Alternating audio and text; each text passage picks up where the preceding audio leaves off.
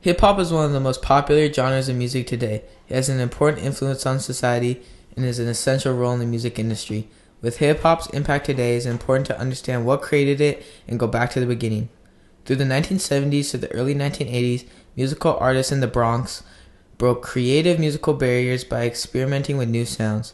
They created a new culture surrounding their music called hip-hop that brought diverse communities together and broke the cycle of violence in New York City. Today, hip-hop music has become an important musical and economic influence on the USA.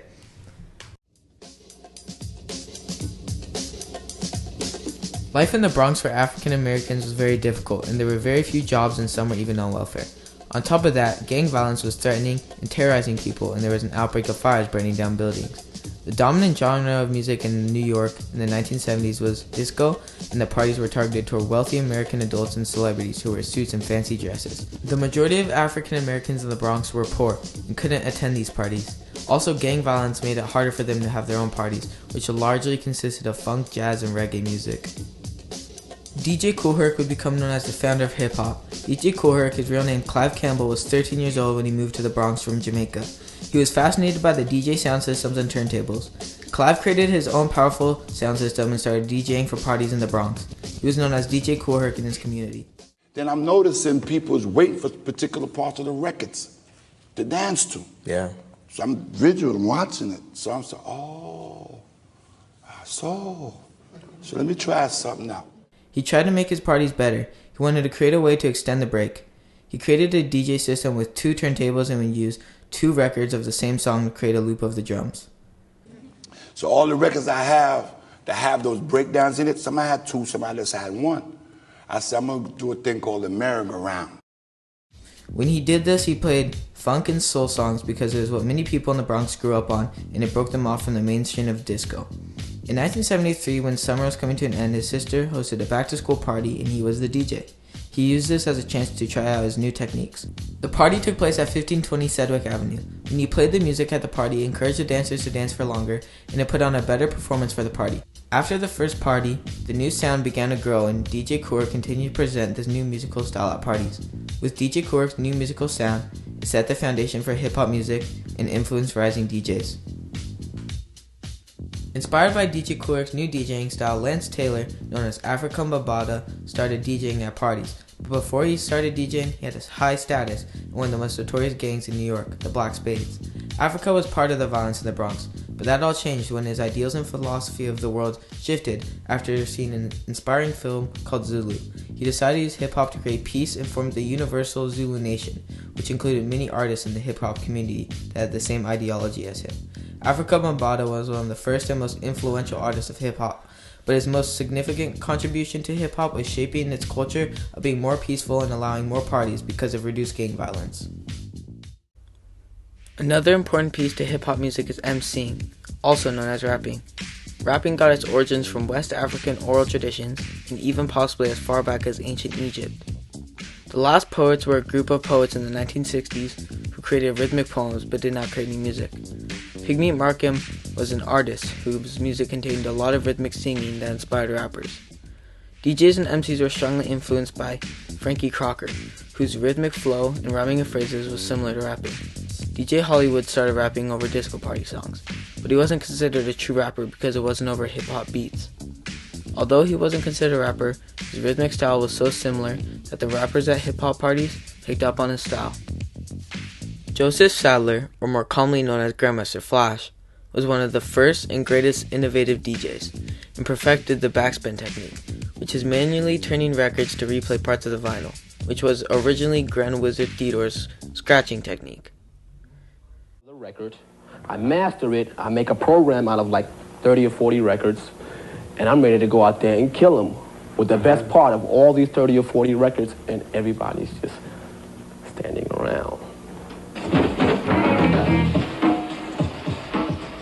In 1978, Grandmaster Flash formed a rap group called Grandmaster Flash and the Furious Five, with Mel Mel, the Kid Creole, Keith Cowboy, Mr. Ness or Scorpio, and Raheem, who were all MCs who rapped. He formed this group because although he was an outstanding DJ, he wasn't a good MC. This group became very popular and shifted the norm of hip-hop from DJing to MCing, now known as rapping. Into a party mode. at that time there, playing in the parks with the style of music that we was playing, you had to keep the audience occupied, because if you didn't, somebody might just get violent. I mean, these things happen, from there, that's when MCing. It's now, the standard is now called rapping. It was called MCing. And the rapping and the DJing, intertwined together. It worked pretty good. As hip-hop became more popular in the Bronx, more hip-hop groups were being formed, and there was fierce competition for hip-hop supremacy. But a group called the Cold Crush Brothers, which consisted of DJ Tony Tone, Grandmaster Caz, DJ Charlie Chase, Almighty KG, Easy AD, and Jerry D. Lewis, rose above all the others, except for Grandmaster Flash and the Furious Five, who were already the dominant group of hip-hop at the time. Although hip-hop parties were growing in popularity throughout New York City, it had yet to find its way into mainstream music and gain national attention. Sylvia Robinson was a prominent R&B and disco artist at the time. After her personal success in her own music, she was inspired by the hip-hop DJs in New York City. She noticed the excitement that their music brought to the crowd at their parties, and she realized that if she could create a song of this, it would become very popular. She created Sugar Hill Records, which got its name from the neighborhood Sugar Hill in Harlem, and created the Sugar Hill Gang. The Sugar Hill Gang was a hip-hop group composed of Master G, Wonder Mike, and Big Bang Hank, who were all from Brooklyn. In 1979, the group released their first song, Rapper's Delight, and Sylvia Robinson masterminded the production. Selling more than 5 million copies, the song was a huge success. It was the first rap song to get into the Billboard Top 40, and it was an important turning point of hip-hop into the mainstream music industry. A controversy appeared after the release of Rapper's Delight. Big Bang Hank, a member of the Sugar Hill Gang, asked Grandmaster Caz for some of his rhymes prior to the release of the song.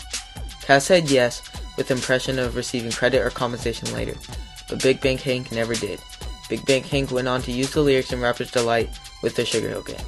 Although Grandmaster Caz didn't get recognition for his rhymes, he still had success with the Cold Crush Brothers. A rivalry between the Cold Crush Brothers and Grandmaster Flash and the Furious Five began. On July 3, 1981, they had a battle for $1,000 at the Harlem World Club. The Cold Crush Brothers ended up losing this battle, but not for their lack of lyrical rhymes. Instead, Grandmaster Flash and the Furious Five won because the battle was decided on the reaction of the crowd, and they had more glamour. Tapes of the battle spread, and it became clear that the Cold Crush Brothers' rapping was better, and they started to get more recognition, especially Grandmaster Caz's brilliant rhymes. Following the Sugar Hill Gang's success, more DJs and rappers started producing songs. In 1982, Africa's hit, Planet Rock, showed the culture of hip-hop to people, that it can be anything because he was using unexpected songs. Grandmaster Flash and the Furious Five joined the Sugar Hill Records and started producing music. They came out with The Message in 1982, which was the first hip-hop song that wasn't really meant for partying, but it portrays the harsh life of living in the Bronx. This also showed that rap's topics could be more meaningful.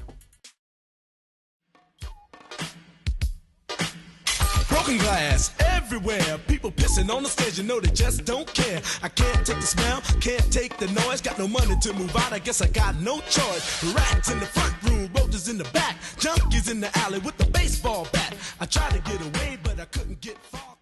By creating a new genre of music, the artists from the Bronx built on each other's ideas to break musical and ideological barriers. They also broke the barriers within their community of danger and difficulty. Hip-hop is very impactful on society today, and without these musical pioneers, hip-hop would never have been created. It proves that even living in harsh environments, young minds can come together and create something great with unity. Hip-hop has received controversy over time for its possible negative effects. However, the start of hip-hop was built for peace and unification for all people, and today it still has those effects. Kids doing stuff they worry about black and white, about skills. They like hip-hop music, they like graffiti, like the dance and MC. One of them, you in. Your color ain't got nothing to do with it. And the damn thing never was a black thing, it's about a we thing.